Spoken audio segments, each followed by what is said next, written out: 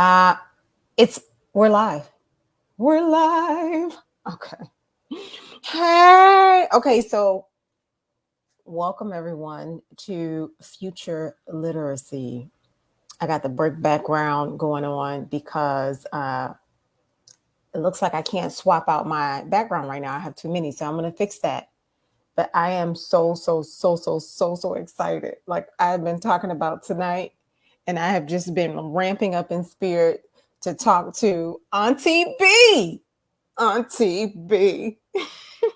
Oh my gosh, I'm auntie status. I don't even know how to feel about that. So I just dropped a mixtape called Auntie Grandma's last month, and what it is when you think about authority and you think about family nowadays, like I really feel like our children will never know the dynamic of the auntie grandma that just she dope, she dope. She's like, I'm gonna keep it real with you, boo. She get a little drunk. She has a lot of different personalities, but you love her and you remember her, you cherish her. Right. So when Ashley when Ray and I were talking about, she's gonna kill me, I call her that. When we were on Instagram and we were going back and forth about how awesome you are, she was like, I gotta meet her. And I was like, yes, you do. She is a whole auntie. A whole auntie. I Thank am you so so much. glad to be here with you. How are you? I'm doing pretty good. This week was eventful. My son started kindergarten Oh my and so gosh. on Monday, and so I've been nervous, but to be quite honest, I'm really pleased so far with his school. And not just so far, but I like the school. It's a homeschooling collective. Oh, nice. Okay, good. Yes, in Baltimore, in the Baltimore area. And it's great. And yeah, I'm just very, very fortunate and grateful for their existence. And my son is really enjoying it. He comes Good. home, he talks about it. He pops up at 6:30. He's 5, and he's Yeah. popping up at 6:30 a.m. and he's just like, "I'm ready. I'm ready for school." So That that's a is good thing. so awesome. Yeah, yeah. That is so So so awesome. today was his third day of school, and he's doing well. I talked to one of his teachers, and she had great things to say, so I'm excited. Very good. Okay, so we just got to keep that academic integrity going. The Yes. older they get, it's like, but yeah, Yeah. Yes, I know. I totally. Looks like I need to do something with my lighting here. I'm gonna figure that out. But we just dug into it just because, again, the whole auntie, ladies and gentlemen. But I do want individuals who may be watching, well, albeit now, albeit later, I do want them to know who you are. And I can't do it justice to just say, oh, this is what she's done. This is who she is. I can't do it justice. So I want you to tell the people who you are. Oh my gosh, who am I? Well, first and foremost, I'm a mom. I have a 5-year-old son, and he is absolutely amazing. He's changed my life in so many ways that I did not expect, and yeah, I'm so eternally grateful to the Creator for him. Um, I'm a wife. My husband and I have been married now for almost 7 years. I'm also a former educator. So I was a classroom teacher for 13 years. I've taught classes in journalism, in drama, in English language arts, um, and in literacy. So, yeah, that's me in a nutshell. Oh, no, it's not. Oh, yeah, I forgot. I'm also the most important thing. I'm also an author.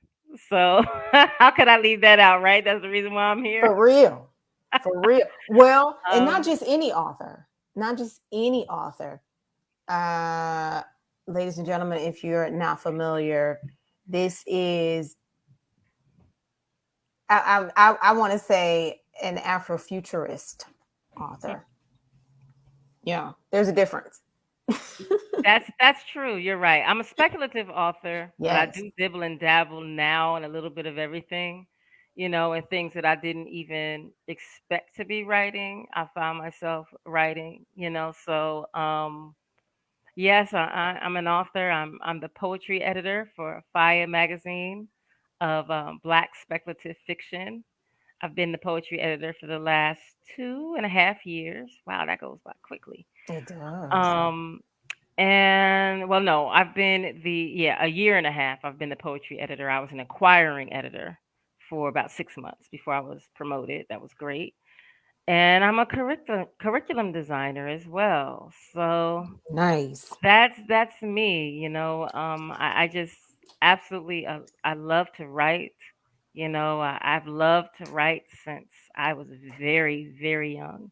I've always known that that's the career that I wanted, because I found myself at an early age just getting lost in books and then saying to myself, well, I want to create my own worlds too, Yeah. you know, Yeah. and so I started to do that. So yeah, that's me in a nutshell. Oh, I'm also a classical pianist. I took lessons thanks to my mom and dad from the age of Classical. 7, until What? I was about 19 and a half, 20. Yes, and both of my parents were educators. My father has passed on, but he was a former vice principal, and my mother was an educator for 43 years. She was a teacher, and then the latter end of her career, she was a guidance counselor. So my mom was amazing at finding me all the scholarships, girl, all the scholarships. She would just bring it to me, and she would just plop them on the kitchen table and Yeah. say, There you "Well, here go. we have this, and this. You're going to apply to all of these scholarships. You'll probably get most of them, which I did." Right, right. And thanks to her, it's funny because a little bit off topic, but my father was an accomplished musician. Like he played about 5 or 6 different instruments, I'm listening. I'm just plugging and in. He oh, played, no, it's okay, so fine. he was a multi-instrumentalist. What did he play? Yes. So he played the trombone, the trumpet, the piano, and the organ. And there's one more. I want to say he might have dibbled and dabbled in the saxophone, but I'm not quite sure. But I Wow. definitely know the trombone, the trumpet, piano, organ. And I saw him playing the piano once. I was very young. I want to say that we just randomly saw like a piano shop while we were walking around shopping, and my father sat down to play, and I was just stunned. You know what I mean? Like, oh my gosh, my father can do this. And so like I begged my mom and dad for a piano. And so my mom was like, how much you think a piano costs, girl? I It remember this ain't like it cheap. was yesterday. Hmm. And I was like, I don't know, $100. And she was like, no. And so she said, you know what? I'll invest in this, but here's the deal. You have to take lessons until you leave my house, and I Wow. did. And I promised her that, and I did. And to be quite honest, playing the piano pretty much paid for 4 years of college. I was It gonna ask really that. did. I was Yes, gonna go it there. led to tons of scholarships and those things. So that's me. Oh my gosh. Okay, so I'm stuck on the music because everybody who knows me knows that lately I just been like, yeah, I'd rather sing. So I have a question. Did dad was his influence being a multi-instrumentalist? Did that have anything to do with you wanting to play? Yes. If it wasn't for him, if it wasn't for me watching him, I would have never. I don't think I would have ever, you know, asked to play the piano, because I was at the age I was 6, 7 years old, and my mom was like, okay, well, we got to figure out what you like to do and pour into whatever your passion was. So I was Right. trying to figure out what it was. I tried ballet, nope. Tried tap, mm-mm. Tried gymnastics, still can't do a cartwheel, nope. We in the same boat. I And feel you. yes, and then I was like, well, maybe piano is where it is, and that's ended up being my bread and butter for a really long time. And it classical at that, Yes. like not just classical, because that's Mm, you think in terms of tone, tonality, you think sound, you think, just technique. right. It's a whole nother man. What am I doing with my life? Okay. Heavy, heavy technique. I had two amazing professors, but one of the professors, well, music teachers, I should say, Miss Pucciati, and she was incredible. I remember like it was amazing because, well, first of all, I had a piano teacher that passed away, Mr. Humane, and he was this old guy with these huge ears, but he used to smoke like a chimney. But he was a fantastic pianist, Yeah. fantastic, Yeah. And so all of a sudden he got sick, and by the time I'm working with him and he gets sick, I'm like 14, so I had been playing for about 8 years or so, you know. Mm, And so like we found out he passed away, really sad, yeah. and then it was like, okay, we have to find a piano teacher. And it was like a quest because I was so advanced. There Yeah. weren't many piano teachers who could teach me anything else. Right. And so finally we found a teacher, and I auditioned for her. She's like, "Nope, I can't do anything with you, but I think Sandra Pucciati can." And so I went to Miss Pucciati, and I remember going to see her do a concert in Princeton because I'm originally from New Jersey. So she did a concert literally on the campus, on Princeton University's campus. And I've never been so blown away in my life. Wow. Seeing her play on this grand piano, and I was the most advanced student that she had at At the that time. time. Yeah. Yeah. Yeah. Yes, and like we would play four-hand piano together, and namely, like Bach pieces, and she helped to bring out like showmanship because before her, I was really like big on Chopin, and Chopin is technique, Yeah, it just is. heavy, heavy technique, flying right hand, flying harmonies, but she introduced me to Schubert and Mendelssohn and those Mm, composers, and just to segue back into Conjuring Worlds because I know that's why I'm here. I think that I'm really grateful for my parents because that discipline that's required to learn the piano and master it somewhat, is really what's driven me my whole life. yeah. I'm really, really driven. I'm very, very focused. I get things done, and it was the only way I was going to get this textbook here done. So I'm thankful for that foundation. There are so many things that we can talk about just from you sharing those incredible stories outside of the discipline. Shout out to mom and dad for sure. But it's still learning from the greats and paying it forward, right? So it's active. You don't need to prove it. It's right there. Like when I got the copy, like I happened to go. I was like, you know what? I'm gonna think we were going to Whole Foods real quick. And I was like, you know what, let me just run out. And I hadn't gone out through the front door in a couple of days. And I went out there, I'm like, oh my God, it's here. How long has it been here? You know, I tore that box open like it was Christmas, you know. It's a Yeah. beautiful book. And so it does come back because it is who you are and what your life's work and what that investment looks like, right? Because this project in particular, not some of your other works, but this project in particular, and we're going to talk about those other works, really is your dedication to future generation. It's I'm trying to teach you what I know, what I've learned, you know, and that's what this conversation is about. So we were on topic. We're fine, and I'm just still fascinated. Of course, I'm like, wait a minute, I had questions about the piano, but we're gonna save those. We're gonna save those. So, an author of speculative work. Now, I love the fact that you use speculative because for those who are watching who aren't familiar with Afrofuturism, with speculative arts, what would you say it is? What would you say the practice is? So I've thought a lot about this over the last few years. Because speculative is actually still like a regular, relatively new, subgenre. Coin. Yeah. Like, Yeah. and it's ironic because I recognize that like I was writing that like 20 years ago and just wasn't calling it that. But speculative is just an umbrella term, for and it covers quite a bit of different subgenres: fantasy, magical realism, um, science fiction, cyberpunk, steampunk, diesel punk, solar punk, horror, you know, um, all of those subgenres fall under that speculative umbrella. And yeah, I am an escapist. I think I've always been an escapist.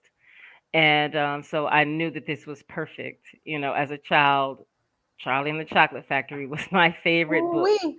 I read it probably, I don't know how many times. Probably I don't know, maybe 10 times. I It don't was know. so good. It It it was so was, good. and it was really my introduction. That and Where the Wild Things Are. Mm-hmm. But they were really the introduction to these, these worlds, these creative worlds, mysterious worlds full of wonder and mystery and yeah, I've been drawn to those worlds and it comes out in pretty much everything that I do. Yeah. Escapism is necessary. I mean, when we think about literacy and you think about teaching, right? Right. I've always said this, to not just my students, my own children. I mean, just anybody about literacy. If in fact, there are a lot of other things that we can engage in to escape our reality, but a book is going to be the preference Right. because, there's navigation, there's room to, contemplate, there's an exchange. Of course, I mean, it's just so broad and it's Yeah. it's it's preferred. Just lose yourself in a book. Lose yourself in a book. Yeah. And I definitely did. And I'm an only child. Yeah. So, We share that, remember? Yeah. yes, we Yeah. do. Yeah. So, that's really all I do. That's how I escape. And in fact, I'm reading The Last Day of Summer. I'm almost finished it now and it's fantastic. Here it is. I Did knew you it read? was somewhere. Lamar Giles. So, is And I love there it. a last day of summer? That's a great question. I think that this is actually a series. Yeah, I was about to say because I So, want to say I saw it and I was like, oh, I gotta yeah. read that. Yeah. Yeah, I'm moving backwards because Okay. I hate to say it, but I'm like really late on the Lamar Giles train, but Yeah. I'm just glad that I found him because he's awesome. That's what's up. Fantastic author. I've Yeah. seen I've seen it. So now I've got to add it to the TBR list. First of all, when you're an avid reader, people know that about you, right? So Yeah. they share book recommendations, and my TBR list is just it's awful. Like it's awful not because it's so long, but because I fear that there's so much more that should be on it, and it's reasonably. Oh my God, can I read all this in my lifetime? Because there's so much out there that's really good, really good. And like you said, you find out about it late. Yeah, I get it. Yep. I get it. I get Yep. it. So, all right. All right. So let's start with your work. So we know what you're reading. We know what some of your inspiration is and who you are. Let's start with your work. Was Dr. Marvellus your first published work? No. Before Dr. Marvelous Chin's Odd Scholars, I had published well, I was in a few anthologies. So shout out to Milton Davis.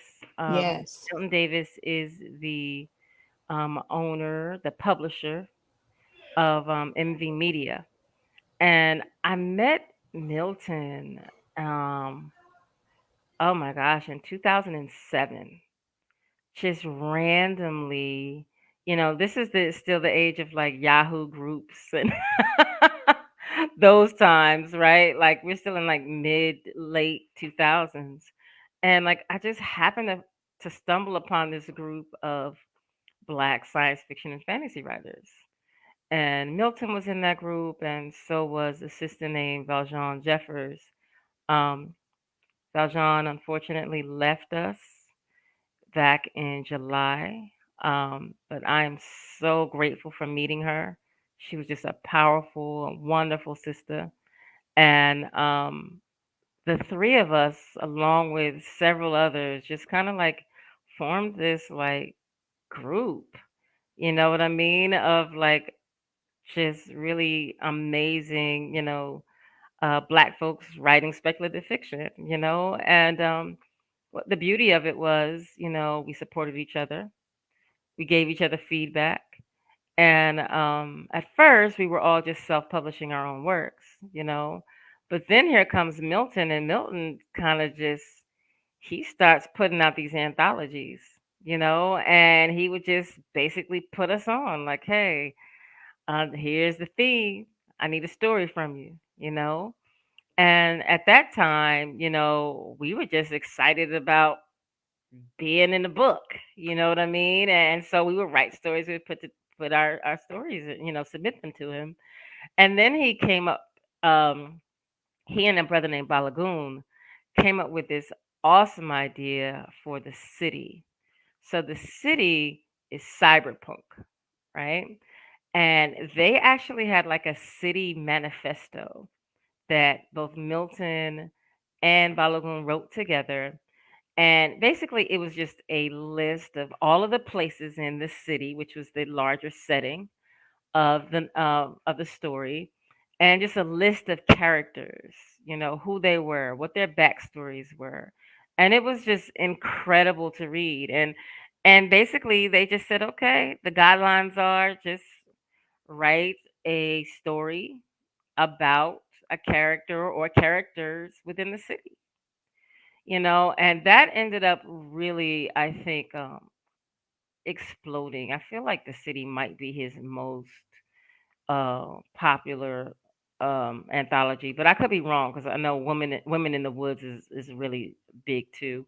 But yeah, so we developed a relationship, just as really cool. Like Milton is that real cool dude. Just you can talk to him about anything.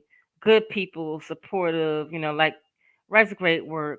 And so I have been talking to him, about writing a curriculum or doing a novel study for Amber and the Hidden City, which is his middle grade novel. And so I started this when I started my master's degree in curriculum because I said to myself, I don't want to teach for much longer, but I still want to stay in this realm of, writing curriculum because I really enjoyed it. It's really fun for me. It's challenging, but it's fun. And so he said, sure, And so like I did this for him, a novel study for Amber in the Hidden City, and I had so much fun with it that in the back of my mind I said, you know what, one day I want to create my own textbook. That's something that I want to do. And so in passing, I know that Milton is a history buff just like I am. I would just you know randomly contact him on Facebook Messenger. I'm like, hey, I had this idea for this, and this, and I had this idea for this, and this. And so, again, the core group, myself, Ronald T. Jones, Valjean Jeffers, Milton, we would have these discussions. And so I mentioned Dr. Djinn to him, and he was just like, this sounds amazing. I really like this concept. And so he asked me like what I wanted to do with it, and I was really hell bent on querying it and trying to get an agent, and shopping the book.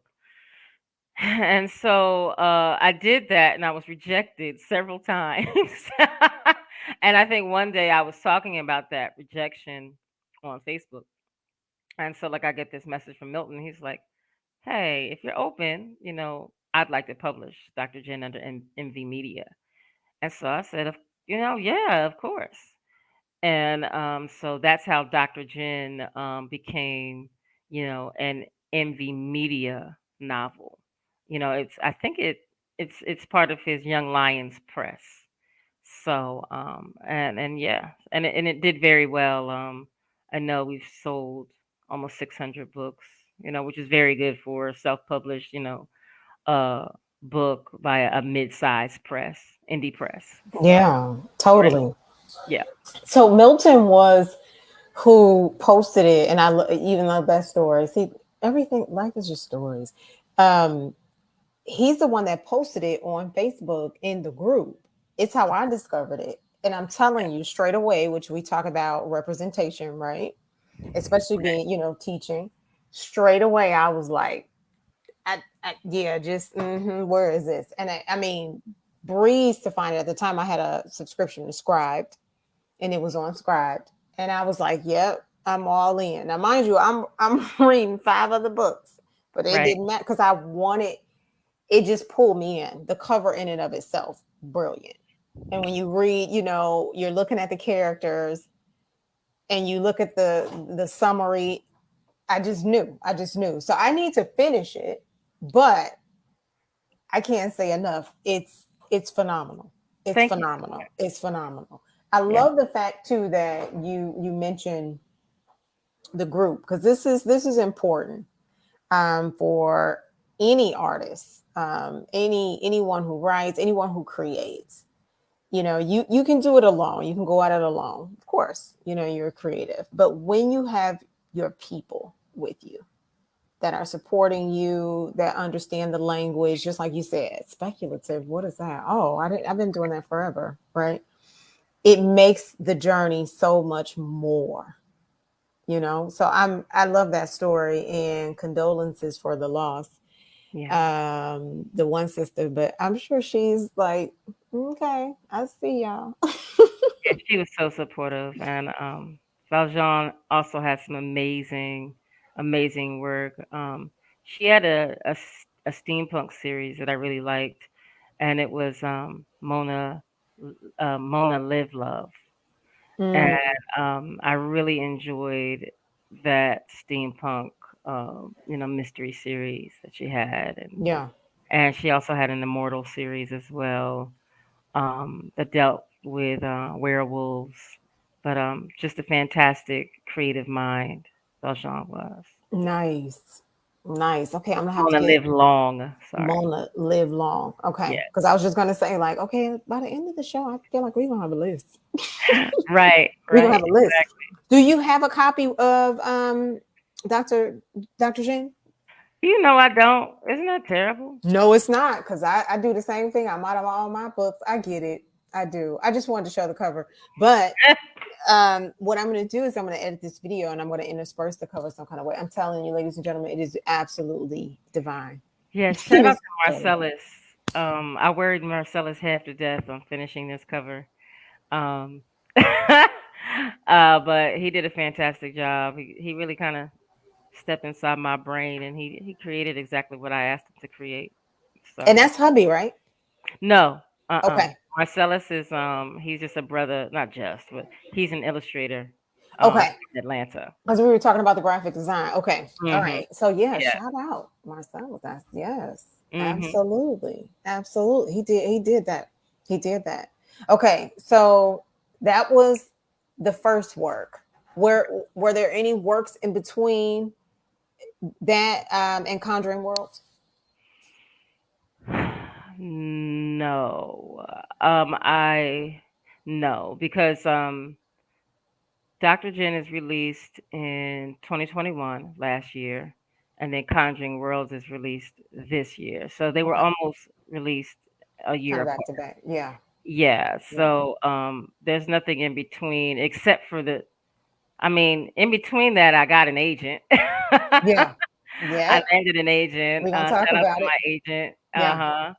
My agent Lori McLean, and from there, I ghost wrote a picture book for a celebrity, and then that kind of snowballed into some other opportunities. So now, Fangs, Feathers, and Folklore, Africa's Amazing Beasts, is a field guide, the first of its kind Yeah. field guide of African mythological creatures that will be released next fall. So I am excited about that. That will be my first traditionally published release.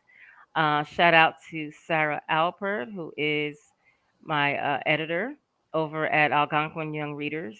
And Mm. shout out to Hayden Goodman, who is our illustrator. She is phenomenal. So we're working on that. My draft is due on Monday, so I'm working on that. um, The it, pressure.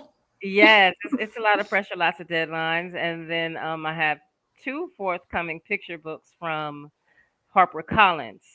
Shout out to Lawana Ori, who is my editor over there, and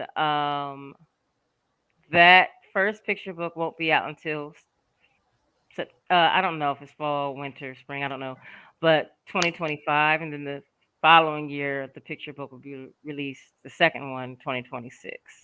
So the way it's lined up is I'll have a book release every year until 2026, except for 2024. So hopefully, I can get something now that'll come out in 2024, Oh, so I'm I can have almost something positive. every year. Yeah, so Totally. that's my dream. That's my hope. So, okay. I don't know if we had talked about this already, but Disney, that's that's their imprint for the one that you have coming out. That's huge. And it's in line with the bigger dream of, what we talked about. It just makes me so happy inside. I'm just like, oh my God, this is so awesome. And then HarperCollins, like this is why you do it the way you do it. Yeah, Yeah. believe in your work enough. I always tell, I mean, a majority of my colleagues and friends are all independently published. Mhm. It's, yeah, the mainstream world is a little different. It's expanded in the coming years, the Right. last 5 or 6 7 years, because everybody is, oh, we need diverse books. Like that wasn't always a thing. um I just love somehow, like you talk about, where some of us are late to the party. It's like, we've always needed diverse books. Like, this isn't new. um and we're still having the conversation, but I always encourage people, just publish it yourself, because Yeah. publishing it yourself, you'll see how serious you are about it, because you got to Yeah. do your own work. Right. And that's the reason why I'm a hybrid author. You Yeah, know, I traditionally publish, obviously, but or I will be anyway. But I also reserve the right to self-publish as well because um, I don't know. There's these interesting misconceptions about agents, about writers, and because you know having an agent is so kind of rare. Like it's very rare for you to like meet a writer and to be able to totally. talk to a writer that has an agent. You know Yeah, what I mean? You don't really know how it works, what it looks like, right. and but I understand that like that's like half of the battle. For Just sure. because I have an agent doesn't mean that those book deals are guaranteed. There are tons of authors who land an agent and never sell a book. Yeah, They never get a deal. yeah. Like there are so many different um, tiers that you have to pass through before you get those book contracts. It takes a lot. It does. You first of all you're working on the book, and Lori, my agent, she actually has a background in journalism. So she's always been an amazing writer, And so she's like one of the first people outside of, my writing group that lays eyes on it. And she'll tell me, Sharise, this lacks the power that I know you're capable of. Hmm. Or I want you to go back and take a look at this line or this line and this line, and she'll send me back 2 or 3 or 4 times, and say, it's not there yet. I need you to work a little bit harder, Yeah. and so she gives me my first round of edits, and then once she's satisfied with what I've done, then she pitches, and so Hmm. she like casts a net and says, okay, let me figure out which editors, what's on their wish list. Hmm. Okay, which Hmm. editors want what, and then she'll pitch. And those editors a lot of times say no. No Yeah, thanks. yeah. I just don't love it, you Hmm. know. But all you need is that one yes. And that one yes, happened with Fangs, Feathers, and Folklore, and that actually went to an auction. So there were three different publishing houses that wanted that book, Nice. and so they went through like a bidding war for I think what was that 2 weeks? Yeah, for that book. So that was exciting. So that went to Wow. auction, and then we finally signed with Algonquin Young Readers, and literally they all like pitched to me. Like we had these Zoom meetings set up, Yeah. and they would come in and they would introduce themselves and they would tell us why we should choose them. And that was almost surreal, almost as surreal as pitching Dr. Jen to a major television network, which I did last year as well. So those the experiences that I've had over the past few years have been I I I can't even explain them. Like I can't explain the fact that I have like a major television studio emailing me Well, we're personally. moving on up. Like it was crazy, and again, like it was just amazing. But Yeah. again, I'm grateful for those experiences, whether they panned out or not, and I've learned a lot from them.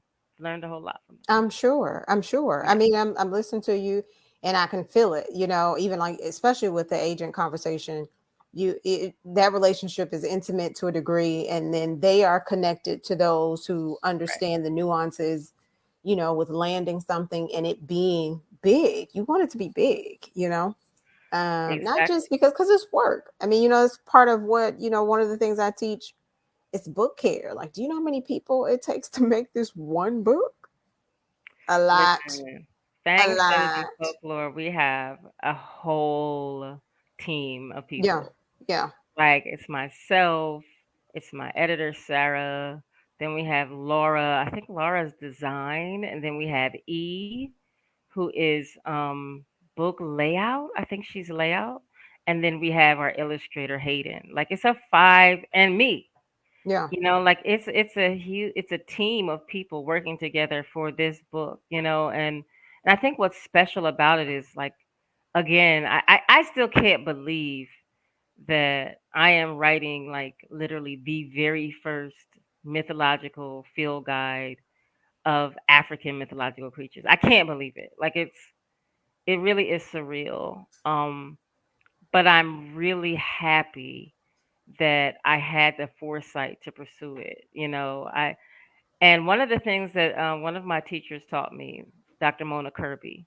I took several classes with Mona, and one of them was just writing nonfiction for young adults and Hmm. children, and then another one was just a workshop. It was like the last seminar before receiving your certificate, and she would just tell us to really study the book, and the book is just literally like a huge book that's published by the Society of Children's Book Writers and Illustrators, Scooby. Hmm. and it lists agents. It lists Do the they things still that do them like by year? I think so. I'm almost Yeah. positive they do. Yeah. I kind of fell off once I got my agent. I didn't really need it anymore because I was like, well, Thanks. that's what Lori does. So I don't need I don't need to do this anymore. For But real. just doing that, and also like I literally this was when I was still in the classroom before the pandemic. One day I took my students to the library, and while they're working on their assignment, I just went around and I looked at the books. And we had a pretty extensive library. It was huge. Yeah. Baltimore County. Baltimore has some pretty large schools. It was middle school library. And so I went to the mythology section, and I was doing a mythology unit anyway. And so I was encouraging my students to look up mythological creatures and gods and goddesses of mythology that were outside of the Greek pantheon, outside of the Hmm. Roman pantheon, and Hmm. Hmm. and I wanted to push them to look at some of the deities and creatures that they had never heard of. Hmm. And so, and this was married to Dr. Jin, because Dr. Jin, in the Motherland Amusement Park, there's this entire, park within the park where the mythological creatures are kept. Right. And it's like a mythological creature safari. And Hmm. so I wanted to put different creatures that I'd found, and I wanted to focus on African mythological creatures. I wanted to put them in this park. So it was all related, at the at that time. And so I'm looking around and I'm looking in on the shelves,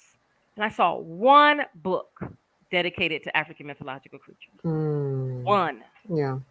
and it was not illustrated at all. There might have been a couple. I don't think there were any spot illustrations at all. But it was one book, and it was one of those older books that may have Yeah. been written in like the early '90s or late '90s. Yeah. So it was older, Mm-hmm. and I couldn't believe that that was it. Yeah. Especially when you have something like this Spiderwick's, you know, Mm. uh, uh, field guide, and this pretty much covers, your European mythological creatures, and this is like a bestseller. Like Spiderwick is everything. you Yeah. know, everybody who studies, mythological creatures probably has a copy of it. But and I just remember what Dr. Kirby said, like, look for what's missing. Totally. Look for what's missing, and you write what's missing, Totally. and I said, okay. And ironically, it's funny, like the minute I told Lori about that book, she was like, "What? You have what?" Because that's not even the book that she, signed me for. She Right. signed Right. me for a totally different book, Right. which was a novel in verse that ironically never sold. It's still on submission. Like It's nobody can coming. touch it. It's funny. It probably won't, but it's okay. I'm all right with it. I've made peace with it. Yeah. But the mythological field guide, like I mean, again, like I said, out the gate, we had interest in Simon and Schuster, and that fell through. After working with them for about 7 months or so, we had some internal issues and it didn't work out. And then it goes to auction, and so yeah, look for what's missing, y'all. Right with Yeah, for sure. I mean, because I'm listening to you and I'm like, yeah, that was just waiting for you to go to the library that day, and right, and this is tying in just phenomenally with this future literacy conversation, right? right, Um, how we are, unraveling present future.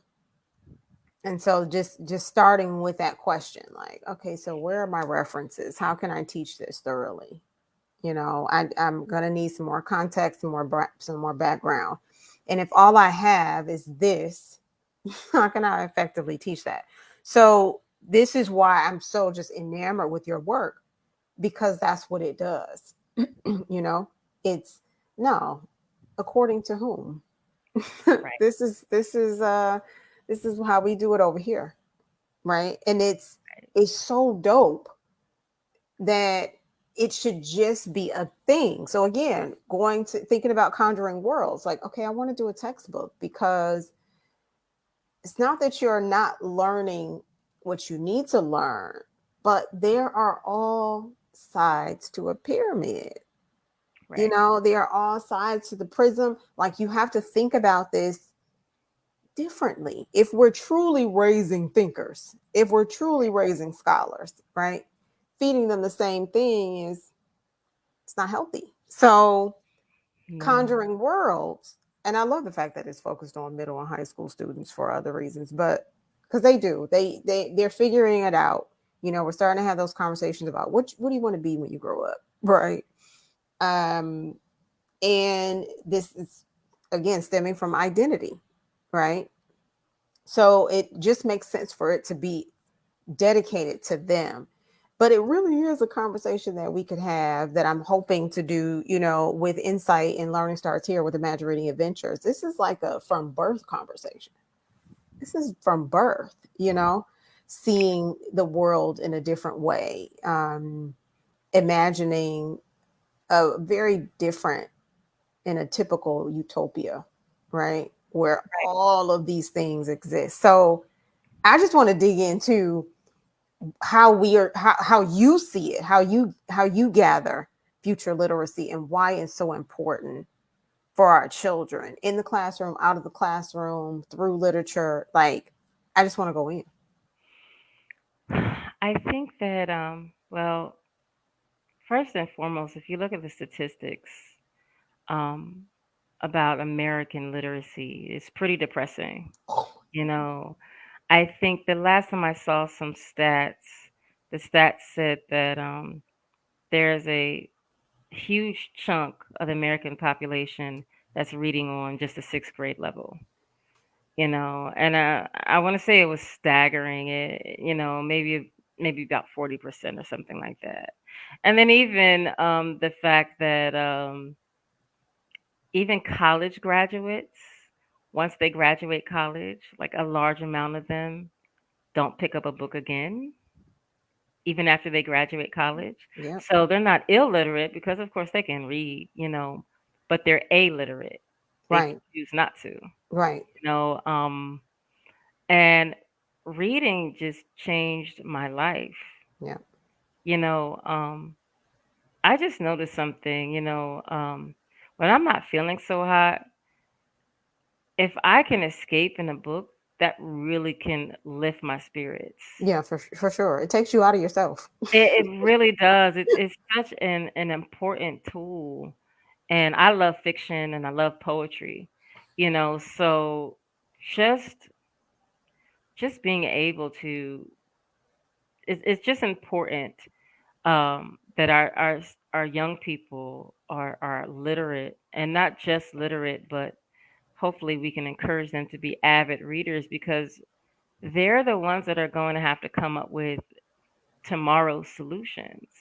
And tomorrow's solutions are going to require immense amounts of creativity, you know, and and that's one of the reasons why that, like, I encourage STEAM, you Yeah. know. 'Cause I think art has to come in there It somewhere has with the to. science, the Has math, to. the engineering, It has to. technology. That's not enough. We need an injection of art as well, Yeah. because um, that reading and reading fictional stories, I think, encourages young people to be imaginative. It Yeah. encourages innovation. They can examine possibilities that without art, I don't think those possibilities exist, you know? I agree. And we are going to need some creative solutions. I don't know if anybody realizes this, but this country is falling apart. Like, the infrastructure is crumbling, and that includes bridges and roads, but it also includes our water systems.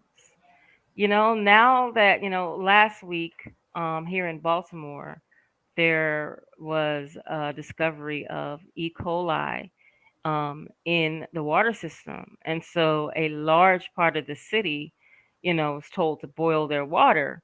I I was outside of that, jurisdiction, but I still didn't, you know, partake in the water anyway. I still, took the proper precautions as if I was being affected.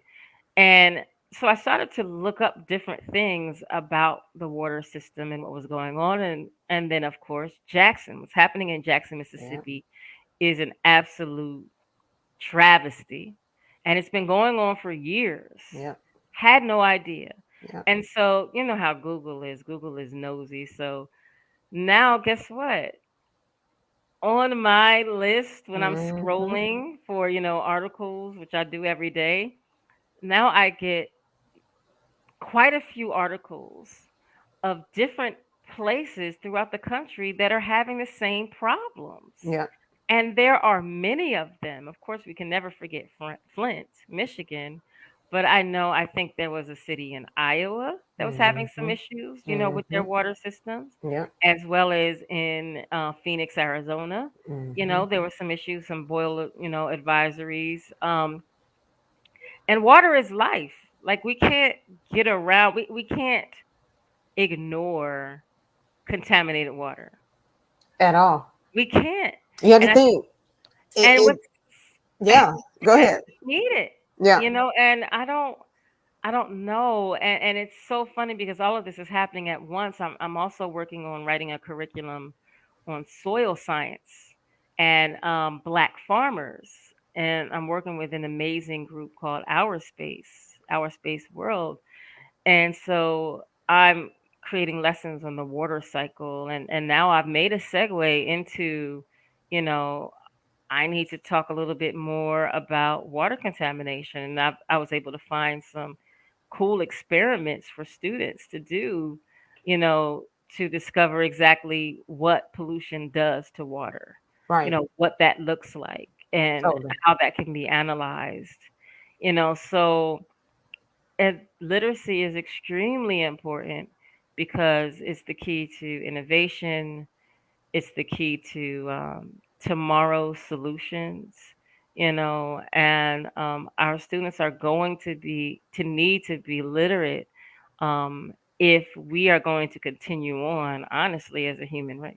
Yeah, it's everything you just said and so much more. It really is. When you think, let's go back to talking about the how many people it takes to make a book. So in present future, we know we were just slammed into it, right? COVID, so we had to go to online learning.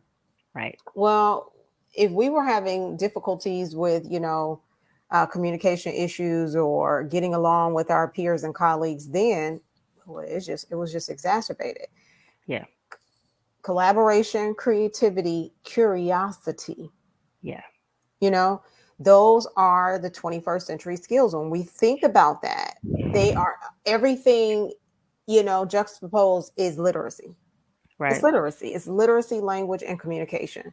And it's so important for us to have this conversation because, most often when I'm pitching or when I'm, asking folks for money to expand my business, I'm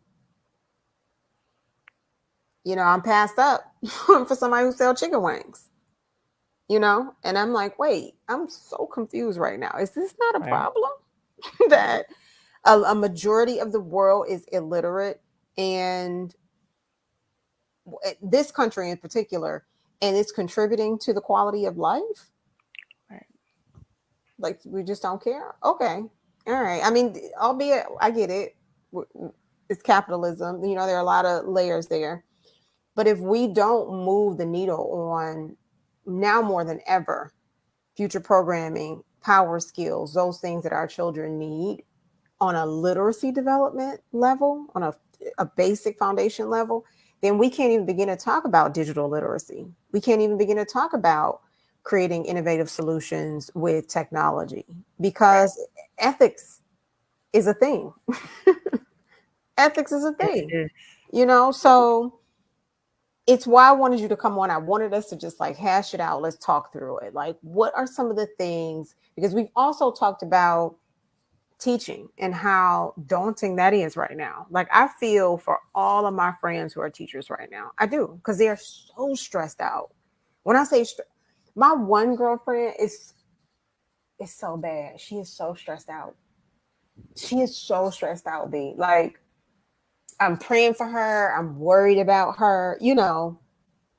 It's awful And the current model of education is not sustainable. at all.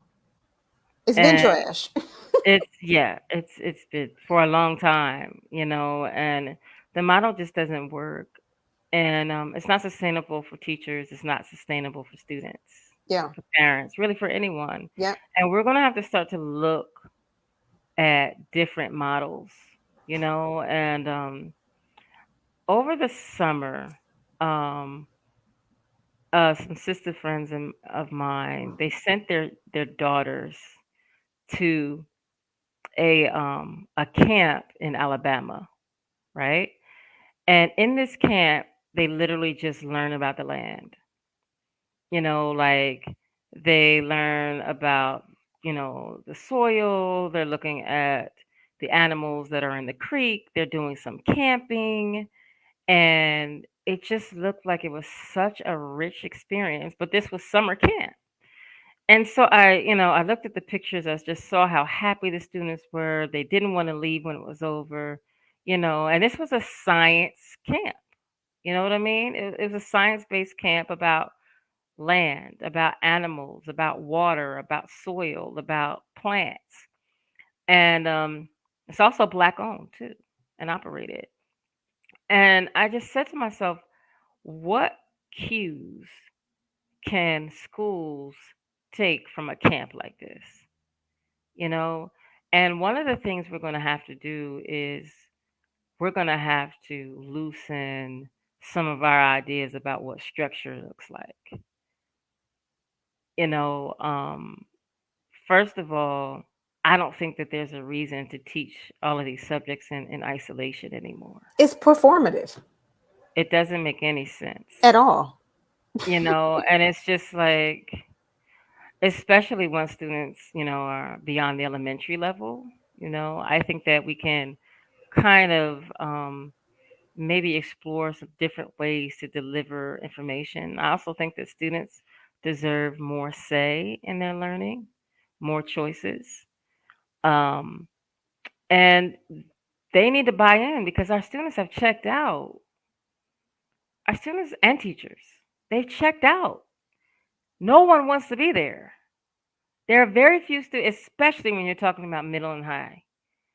The little kids, they just still happy to just be going anywhere and be and running around. They're still oblivious to a lot. But once these young people reach the age of 12, 11, 12, 13, 14, 15, they want to know why this is relevant, how this is going to help them get a job, how much money can you make if you do this? And then some of our students that are more, community oriented, they want to know how this affects the community. What skills am I learning to better my community, And if we're not doing that, then I'm not sure. I really think that we're not allowing students to be leaders. We're not passing the batons, and when you don't pass the baton, there's nobody to come after you to keep the race going. If you drop the baton, it's over. You're out. Yeah. That's it. Yeah. And we're not really raising up leaders, and we don't really give them enough opportunities, again, to have a say. Like, students should absolutely be a part of our curriculum writing teams. Why aren't they? I mean, well, that would, I mean, to me, that would mean that we care about being valuable to them. Again, some of this is just like super basic, not rocket science, right? Like, Mm-mm. yeah, it has to be value based. We have to create value here. If we don't create value, and again, it's performative and it's outcomes based. And that's not an indicator of retention and iteration like that. What does that do? What is that? It it does a disservice to everyone A involved, gross and that's disservice. one of the things that I love about Conjuring Worlds. There's a poem and a short story by two young people, in this book, and I wanted young people to be a part of it. Um, I couldn't quite get young people, a group to come in and assist with the writing of the curriculum, just because it's a different kind of project. Mm-hmm. Um, but I at least wanted to include their work, Totally. because I think about, as a writer, and I've been a writer since I was about 11 years old. What impact would that have had on my life, knowing that my poem was in a textbook? Published. I mean, by Right. an Like, educator. what would that Yeah, mean to me, totally. And I Totally. feel like we wait too late to give students opportunities.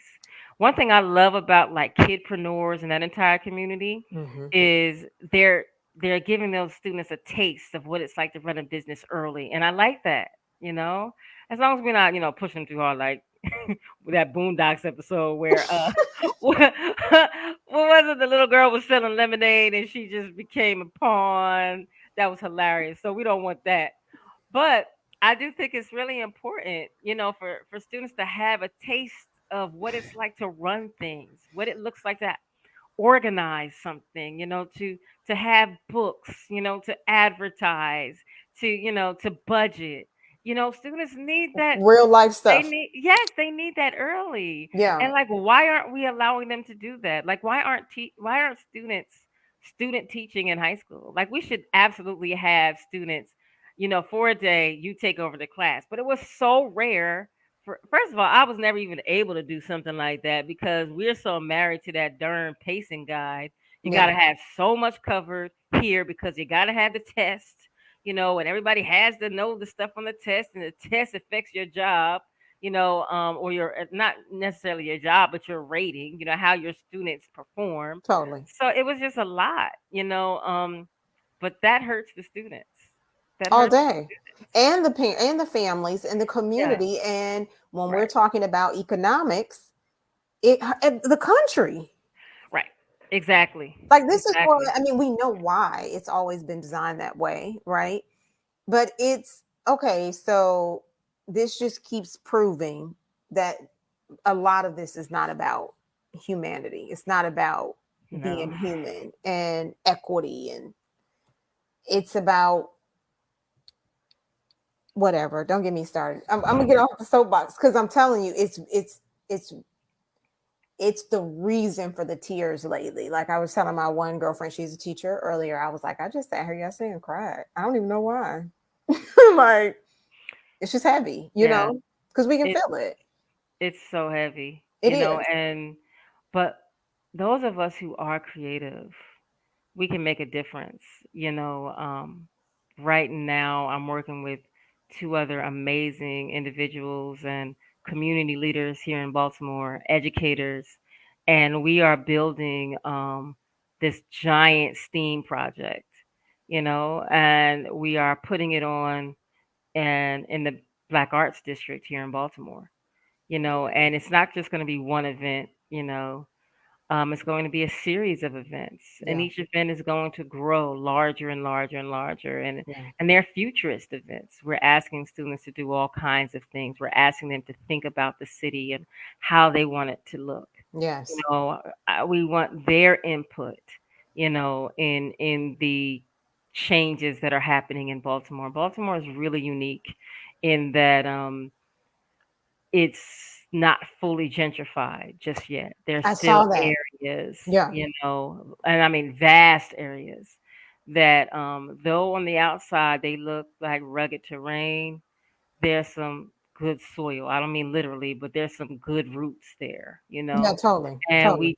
we just need the right ideas, and we just need to find the right people to execute them. Right. And so I'm really excited about Future City. I'm really excited about the Soul Bot, and then of course Conjuring Worlds, and the three of us are coming together to create some really amazing, events for young people here in the city that will encourage, um, students to ask questions, Please. and encourage them to create, to evaluate, to analyze, Bloom's taxonomy. Yeah, totally. And Totally.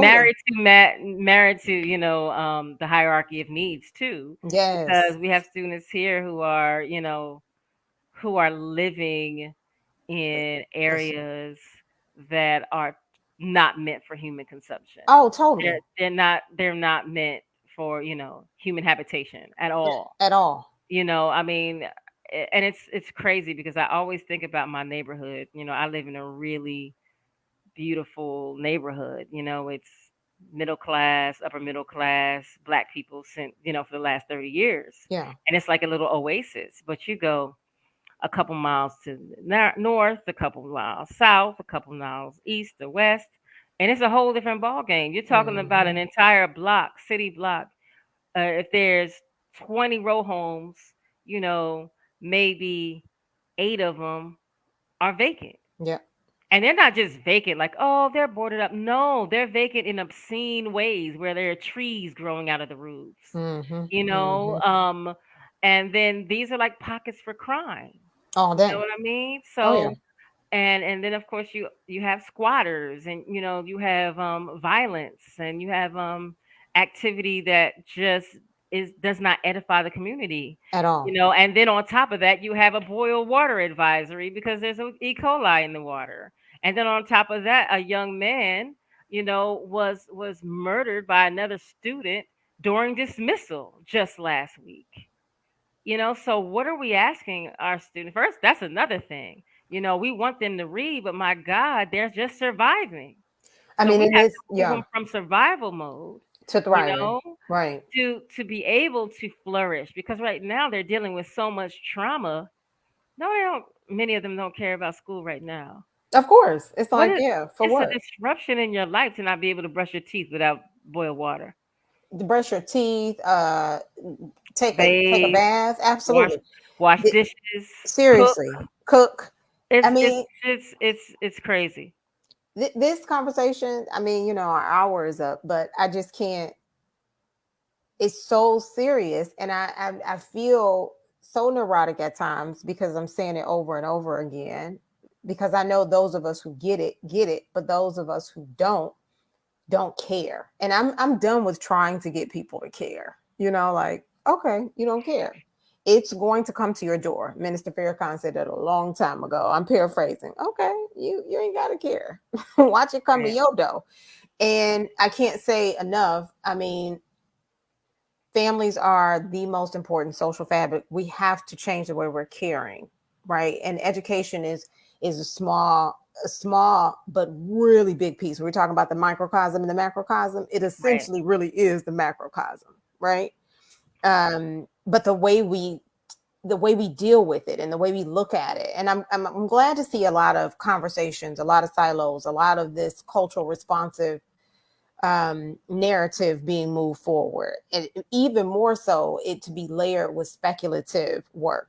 I'm super super excited about it, but there's still more work to do, and I love the fact that you're working with those individuals to do these projects because I keep saying, as a champion for out of school time learning, learning is all around us. It's Yep. not reserved for the school building, it's all the time. And if we don't do our very best to instill academic integrity from a young age, we can do, I mean, easy win with speculative fiction, easy win, albeit poverty, whatever the socioeconomic climate is. If I can just get you reading from a young age, and you'll be able to better navigate, and you'll be able to think some things through, like we're talking about. Let's find some solutions. Okay, so we got these houses boarded up, like what's really going on here? Okay, let's do something with this, right? Because you're right, we gonna be dead and gone, they're gonna be left with this mess, Yep. and Exactly. we just have to do better. We have to do better.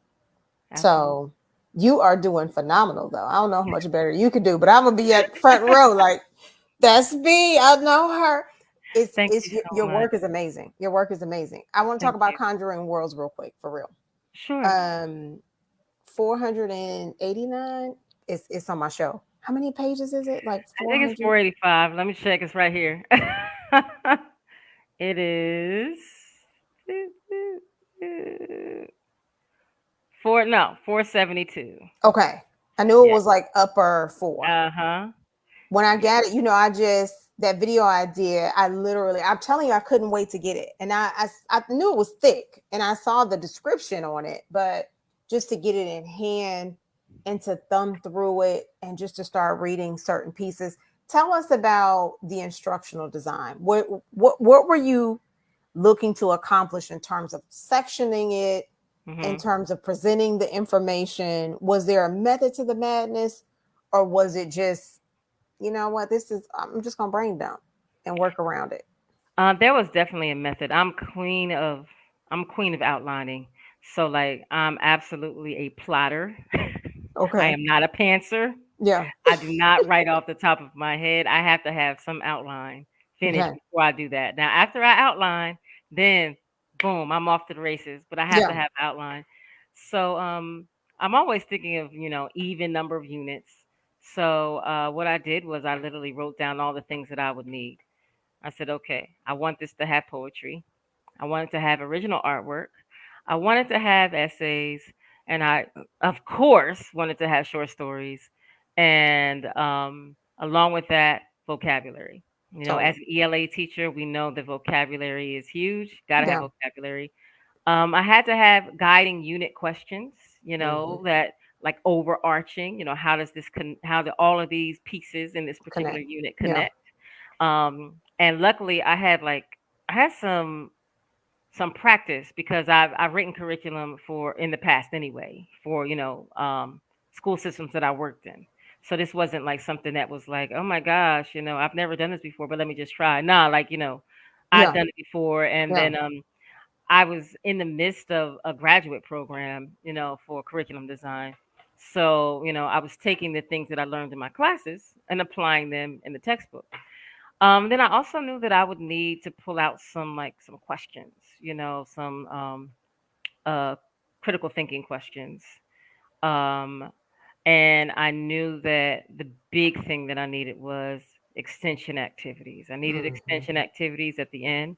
I remember as a kid, whenever we had the big textbooks that we would lug around in our backpacks, and we would wrap in Hmm. with the paper grocery With bags, book yeah, covers. with the I book covers. remember just reading those stories, Tiffany, and seeing the extension activities at the end and being excited, and we never did them. We never did I'm any of them. laughing with you. Yeah, for sure. For And they would sure. always look so interesting. I'd be like, Right. "Wow, I want to do that." Yeah. And I remember my seventh grade reading teacher, Miss Autry, one of my favorite teachers. God bless Miss Autry. She passed on as well, but she had us make a commercial, and I never forgot that experience. It stands out more than anything in my whole middle school career. My middle school experience.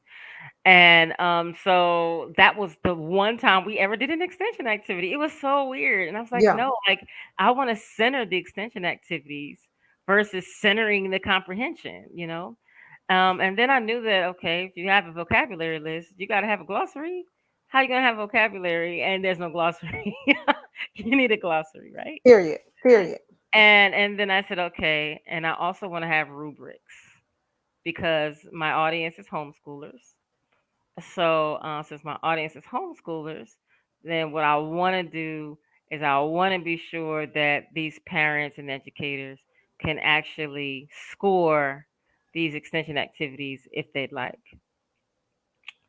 So that was pretty much like the method. And then I literally just listed it first. You should see my little journal because I have like an idea journal, and it's just a list of all the things the textbook needed, right? And then I came up with names for the units, and I did that on my own. I just said, you know what, this looks catchy. Like I'm good with names and titles. So I said, this looks good.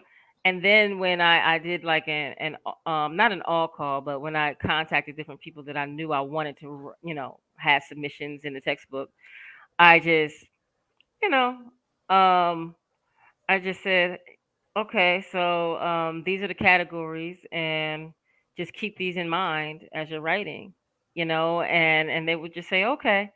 And then the nonfiction was a little bit trickier, because I kind of had to wait for fiction to come in to Yeah. kind of pair it, you know what Yeah. I mean, with the Yeah. nonfiction. And that didn't always happen, but I still think it came out pretty good. Hmm. Um, so I would just have a couple times I had people just contact me, and I was like, hey, you want to write it? And that was it, because by then the campaign was fully funded. I had the money to pay people. Right. So I was big on giving people latitude. And yeah, and I really just used the fundamentals that I learned in my curriculum writing classes, you Yeah. know, and my own educational philosophy too, which is more like project based learning, you know, Totally. um, Totally.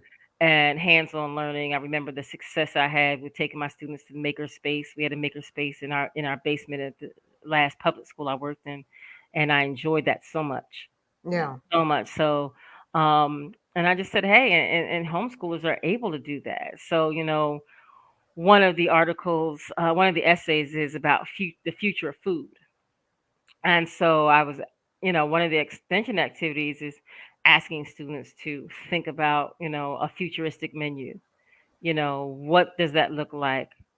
What kind of, what could you design, based on your research of where food is going within the next 20, 30, 40, 50 years, Right. because Right. we're too dependent upon meat. I know media just don't want to hear that, but it's just not sustainable for us to eat cheesesteaks every day in steak. We can't. Well, I mean, and to think, right now, I mean, we have to talk about it. It's Yep, already out that everything, that will be meat is going to be grown in the lab in the near future because we have been yep. meat crazed. Like it's just Right. And then there's overfishing, and then that goes back to the health of our water.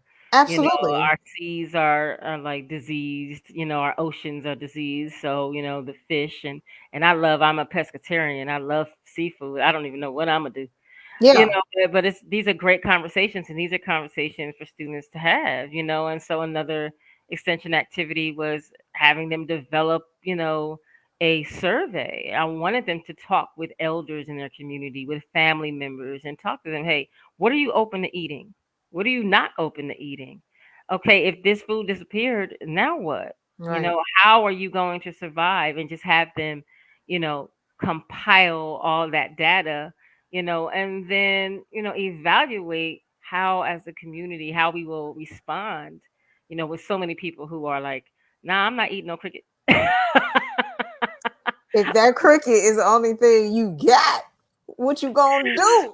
Exactly, exactly. So these are great, conversations. And so I really yeah, so that was my approach, and I pretty much took all the stories I had, read through them. I think I read through them like two or three times. Yeah, And I said, okay, where does this fit? yeah. In what unit does this fit? And then it was like, okay, and what order should this be? And then it was like, okay, what questions do I have? And like I have this whole like matrix of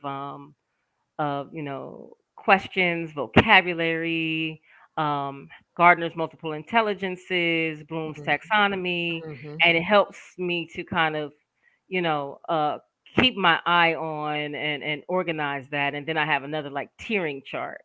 So after I made the activities, many of those activities are actually tiered for different learning mhm, styles, mhm. as well as different ability levels. You know, Totally. so then tiering them up, tearing them down. Making sure, okay, I need to create an activity that's vitally kinesthetic and one that's for logical mathematical learners. And yeah, so that's what I did. And when I look back on it and when I think about it, my God, it was a lot. I mean, it's 470 some I pay. I know it was. It was, and it took us 2 years. Yeah. It took us 2 years because I had to work that out, all of that out, before I even gave it to my husband to Hmm. lay it out and To do design the the book. right, right. And to be honest, he didn't even understand. What I had to do was, I'm not great at layout at all, but I do know Microsoft Publisher.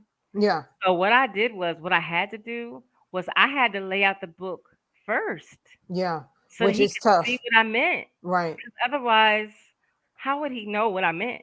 Yeah, Like, okay, put this here in a square, or put this here, and I want this here. Like, it wasn't a way for me to really describe that, yeah, except for him to like see the pages.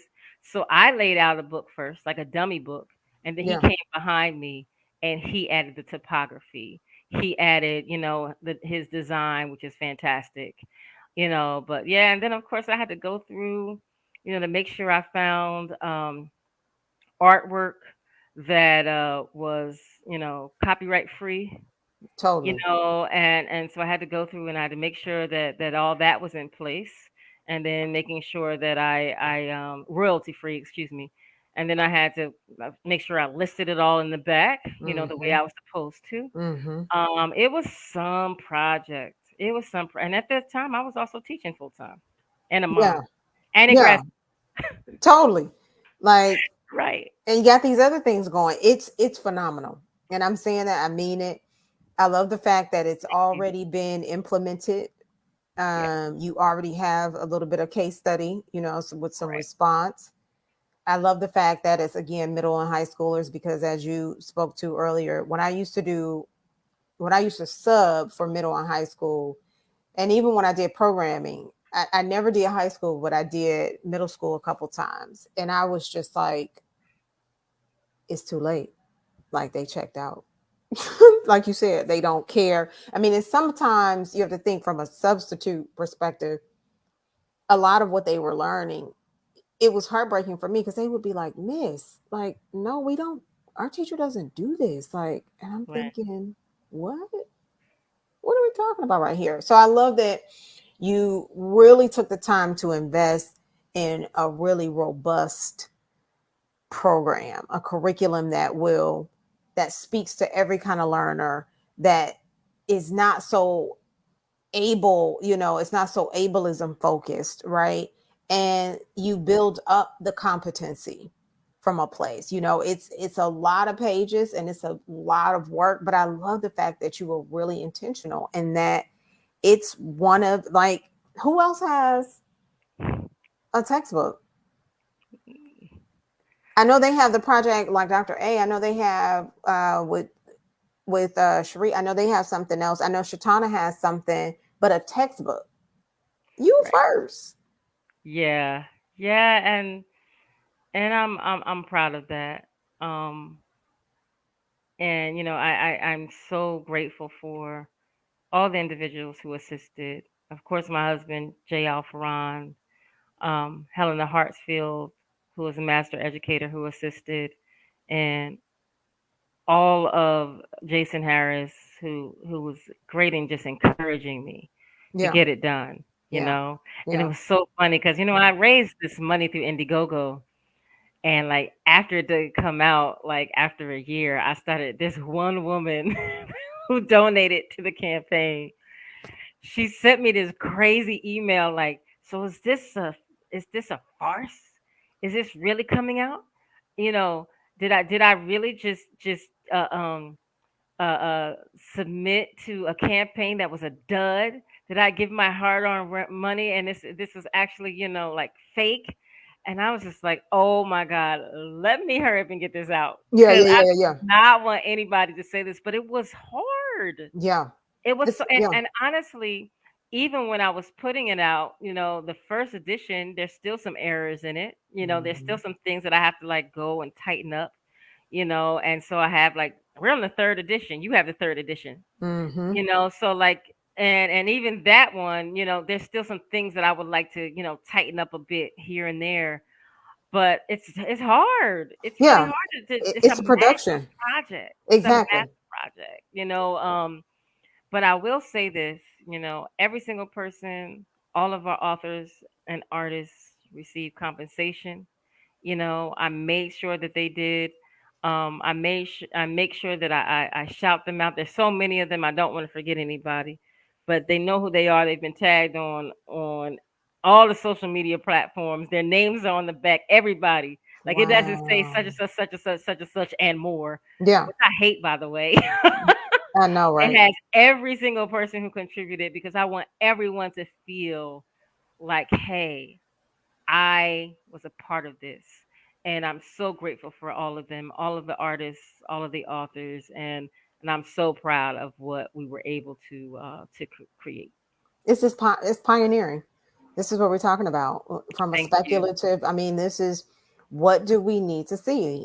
Just like the doctor said, yeah, what's missing? You Right. fulfilled it, and I'm telling you, you knocked it out the park. Not just you, like you said. And I love the fact that you're, giving credit where it's due. It's a collective, it's a community endeavor, and that's huge. Again, you can do it by yourself. It's hard, but when you do it with people that get it, everybody plays their part. They bring their ingenuity. It's just beautiful. And I can't wait till I can actually sit and read through all of it because I have so many different ideas with it. But I know a little bit more of what you're working on, and I'm just so excited for the future for you. I really am. I Thank you. want to say that if not in person but live, like you don't.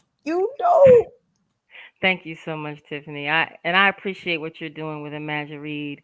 Moving forward, I know we will collaborate even more. And I'm here.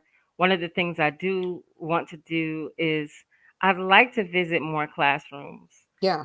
just to talk about um, writing and even just the nuts and bolts of the publishing industry. Right. Because again, like we have a lots of talks about craft, and I'm not saying that's not needed. We all want, writers that write well. We want to read writers that write well.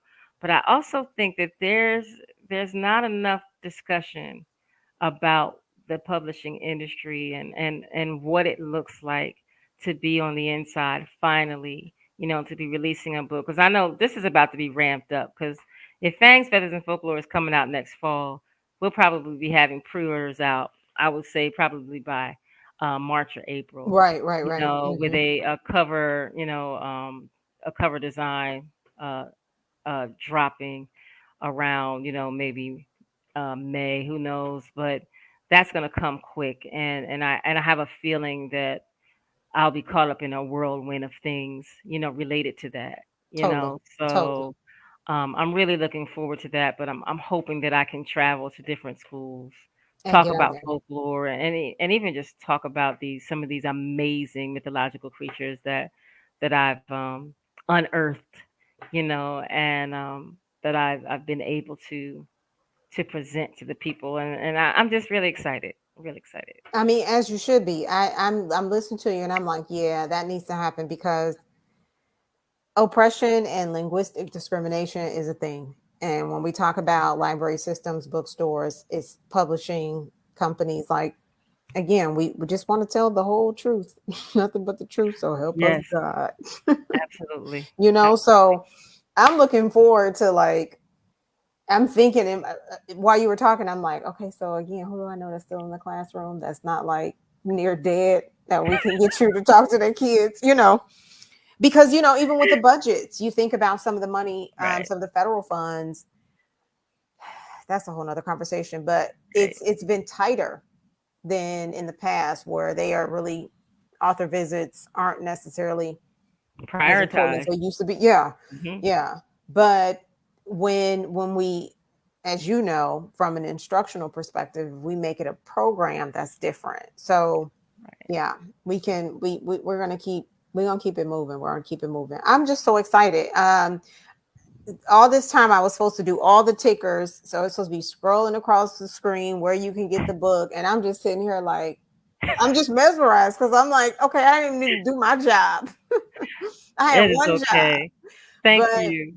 follow B, ladies and gentlemen, if you're on Facebook as well, right? Facebook, Yes. Instagram, where Facebook, else? Facebook, Instagram, Twitter, Twitter and TikTok. and So TikTok. TikTok Really? and IG are the same, and that's at B.Sharise. Okay. But Twitter is yeah, Sharise_B, okay. and Facebook is B.Sharise Moore. Okay. Awesome. So Yeah. the whole is B Sharise Moore, but Hmm. the variation, if you can just remember B and Sharise, It'll come you up. more than there. You're more than Yes. halfway there. Right.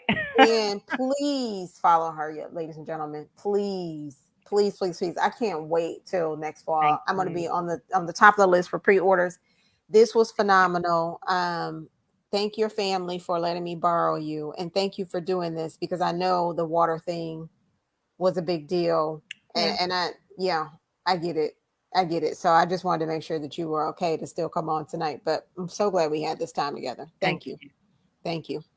All right, Thank ladies and you so much. gentlemen. Look, I had I know she's been doing a lot of the programming, but I had to get it in. I'm like, nope, she too dope. I'm so proud to say thank you for joining us this evening. The replay will be moved over to YouTube for individuals to watch, and be some closed captioning there for those who need a little something extra, something different. So glad to have this conversation. Please follow B. Please stay engaged. And by all means, continue to have a conversation about education that is truly equitable, inclusive, and that moves us to a place where we are thinking about the present future. Otherwise, it's not education to me. Absolutely. It's not to me. So that's all, folks. I'm going to let everybody go. Have a great evening. Thank you so much.